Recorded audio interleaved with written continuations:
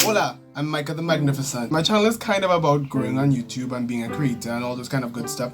So I figured I do have to talk about other creators. It only makes sense to try to analyze how they've been successful so that we can become more successful as creators ourselves. And I especially love the entertainment niche. So today we're talking about Mike's Mike, the Australian dude who's probably taking over your suggested video section. Now I already let you know that Mike is Australian. He has a master's degree at 24, can't relate, and he has his life together, can't relate. He's a software engineer and basically a full-time YouTuber. That's amazing. Recently he has seen major success on the platform. I think that he inspires creators to do what they want to do. But I have one question to answer in this video. Does he really film what he wants to without a care for the YouTube algorithm? Because some of those video titles be seeming like he does not give a shit about the YouTube algorithm. The answer is no.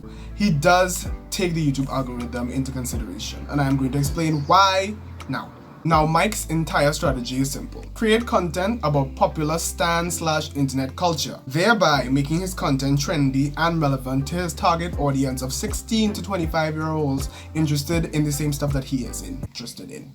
I could have said that sentence a lot better. I'm not redoing it. As I mentioned before, some of his titles do, however, be looking like he doesn't care about the YouTube algorithm. I would say that that is more of a recent development, and they do better now because he's heading into the sphere of internet personality. So he's getting away with naming his videos some really specific things that people are not searching for on YouTube. That's what I mean when it's not YouTube algorithm friendly.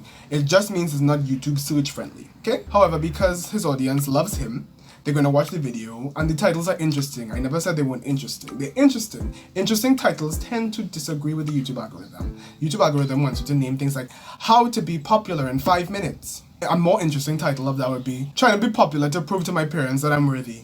We would click that though. Will we not click that? I would click that, but that's not going to do well in YouTube search. And that is an example of how his titles are. Actually, let's use real examples of how his titles have evolved.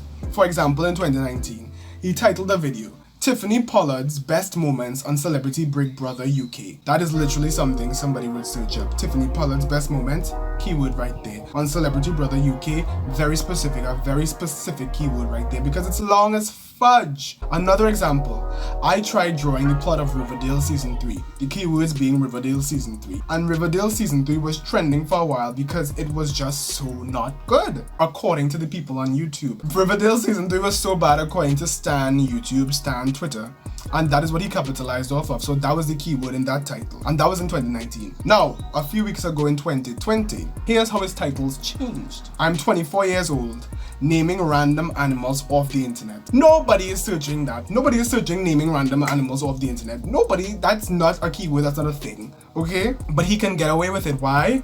Because he's an internet personality. Another example, ranking my own videos because I'm my only competition.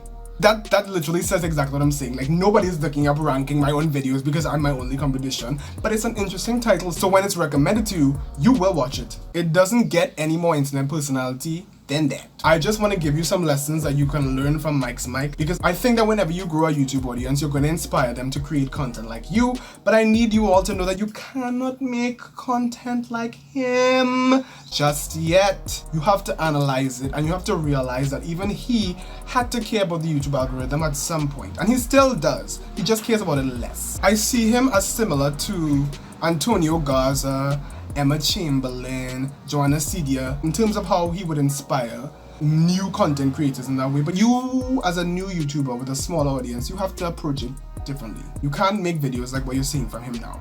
Go back in the past. Lesson number 1 that Mike can teach you about YouTube though, if you want to post similar content, is be relevant. He capitalizes off of being relevant in his niche. His niche, essentially, in my opinion, is pop culture memes. That is the most consistent thing on his channel, the use of memes in his content, because Tiffany Pollard was a meme. Riverdale Season 3 was a meme. He's using memes and he's centering his content around that. So you have to be in the know. You have to be relevant with the memes that you are using, because memes have a short shelf life. Number 2, be consistent. He was consistent in the theme of his channel, which is again memes. He consistently did memes. His title titles even read like memes. Ranking my own videos because I'm my only competition. That just, it gives me that Kelly Stamps energy. There's something about it that is just very, I hate this term but it's true, very Gen Z. That's a very Gen Z title, and that is the audience for his memes. Generation Z. So if you want to do that, you can't just title your video, I shaved my legs with Nair. If Nair is not trending, that is the only way that you as a smaller creator should make that video. If Nair is trending on TikTok, if there's a Nair challenge, then you can make that video. Otherwise, you can't do that. Mike can do that now. You can't do that now.